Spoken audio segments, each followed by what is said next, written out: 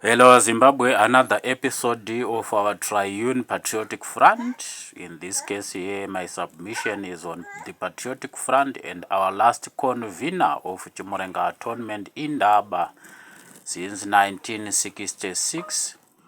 Remember, I've already categorically presented my Atonement Week since 1966 to 2030. Our 7-week atonement schedule with 1 week, one prophetic week referred is constituted around 7 years since 1966. Each 7 years plus 3 priesthood years of submissions, 7 years of atonement, and 3 weeks, 3 years of submission, 7 and 3, 7 and 3, 7 for the atonement prophecy, 3 for the atonement priesthood in that atonement week presentation. So yeah, today I am appealing to our Dendemaro Triune in Kubenzi, in Tete Manzou of Chimurenga, Tete Chiera of Rushanga, and the Shekinah Bride of State Gambiza Chinjanja, as represented by our bed of economic fortune in gold, as you see it on our national flag of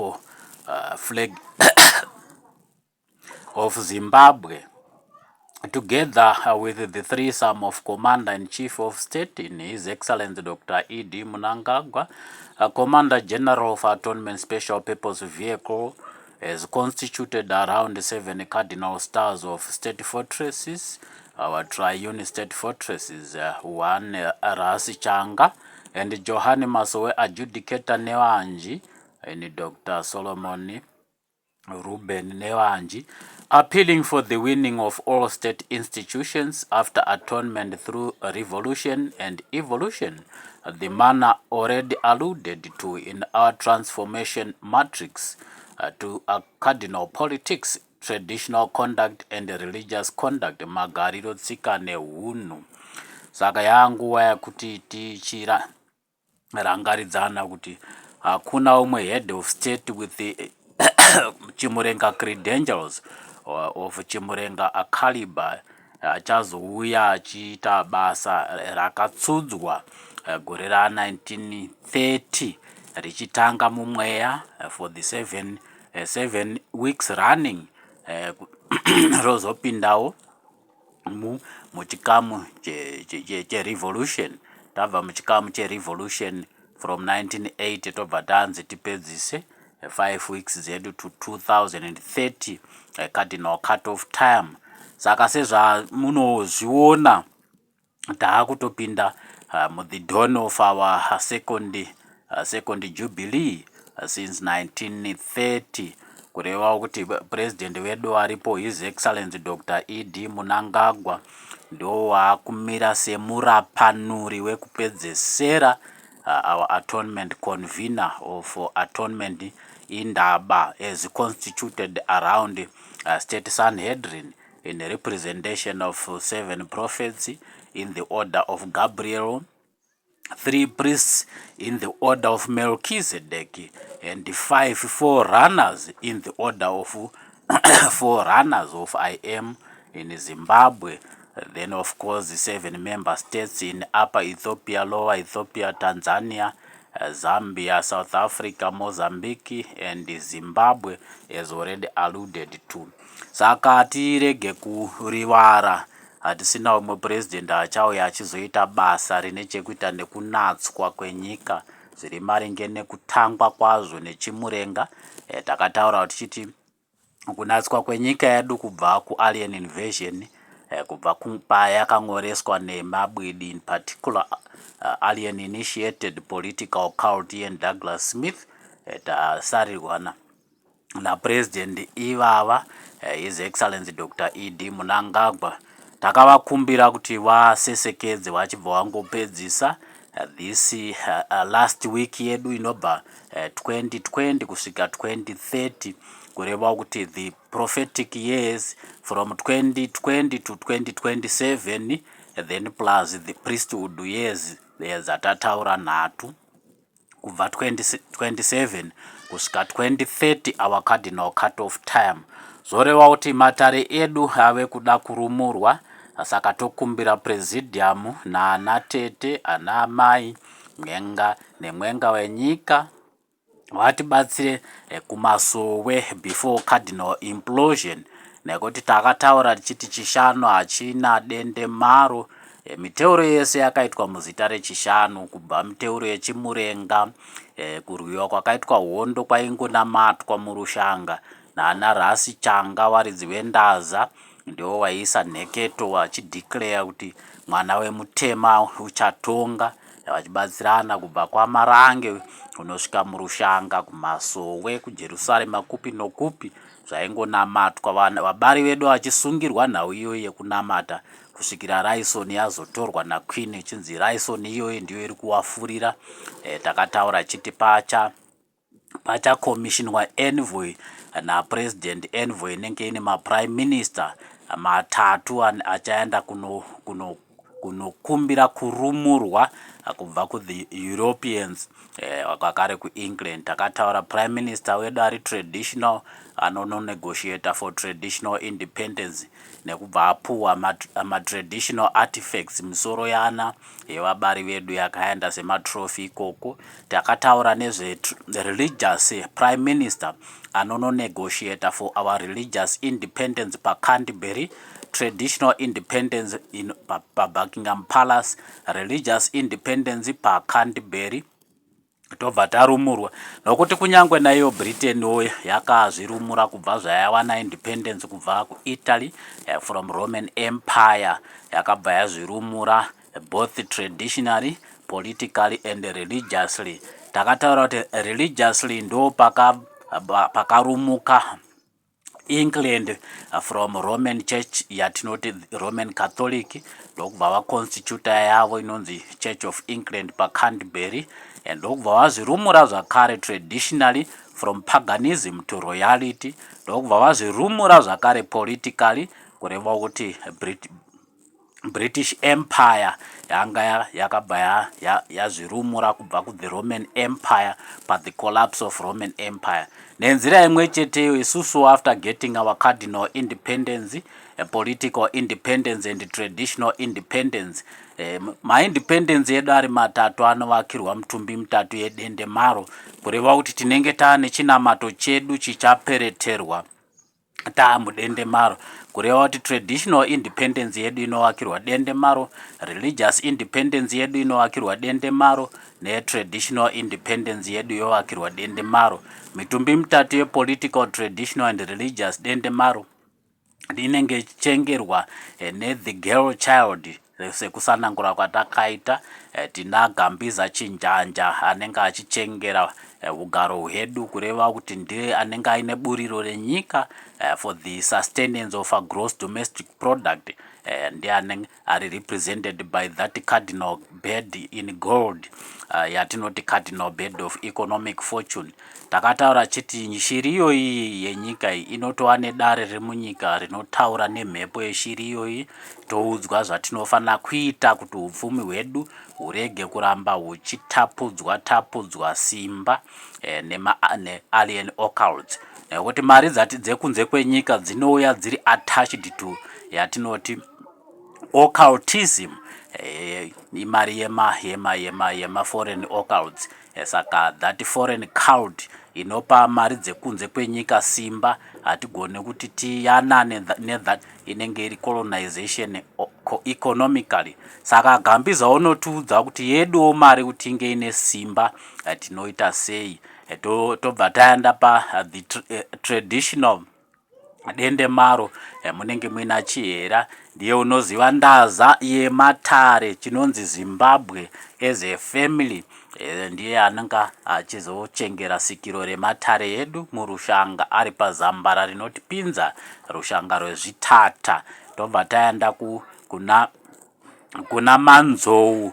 Manzou ndiye anochengera independence yedu, political independence, political matron. Saka zvese zvinofanira kuitwa tichina president wedu His Excellency Dr. E.D. Mnangagwa, torumura matare edu at international level, tozvimiririra seZimbabwe. Zimbabwe is is the pinnacle of Pan-Africanism, epitomizing yatinoti isusu African dendemaro rine zviremba zvese, chiremba chekwamarange, chiremba chekuzioni, chiremba chekwamugodhi, chiremba chezwi kwane vanji, nechiremba cherushanga kwane gomo. Zvese izvozvo zvokumikidzwa napresident kureva kuti pamitumbi mitatu yedu yetransfiguration after configuration tine mitumbi mitatu yatinoti Elijah, Moses naManuel.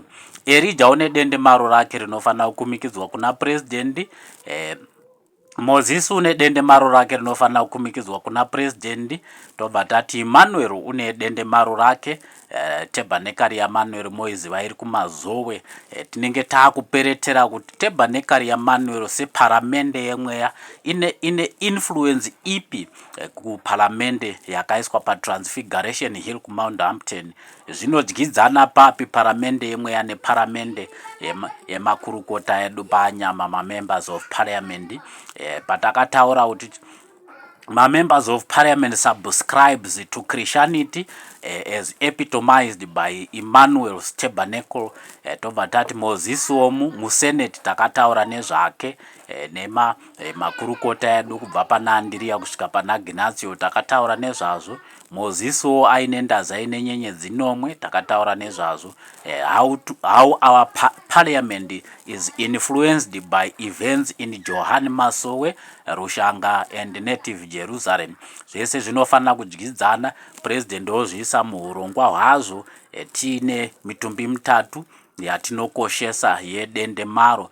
Tozo kumikidza ndaza yedendemaro yedu kusvika tane matendemaro manomwe sezvaarimo muZimbabwe.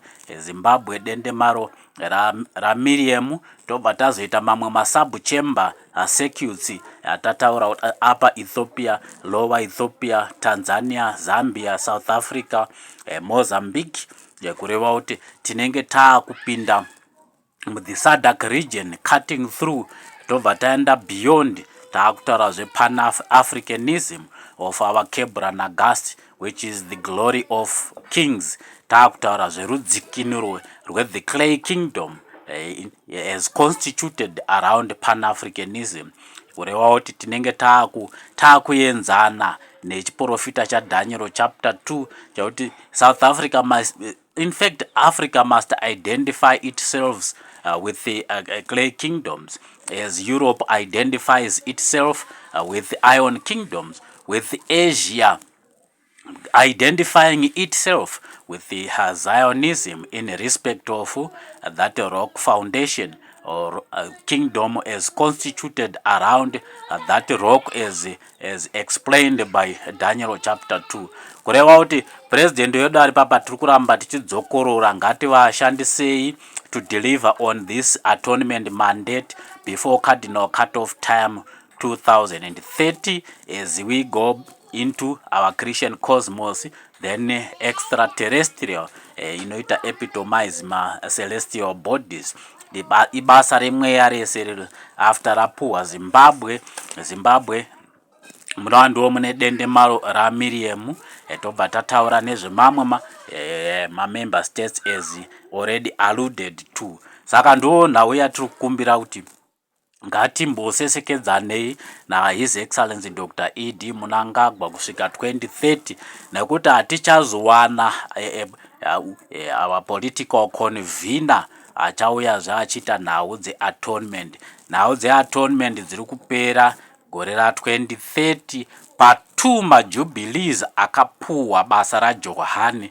Johani saJohani kwaMarange, achibva kwaMarange vanzi Johani kuMasowe, achibva kuMasowe vanzi Johani Ngirozi mudendemaro.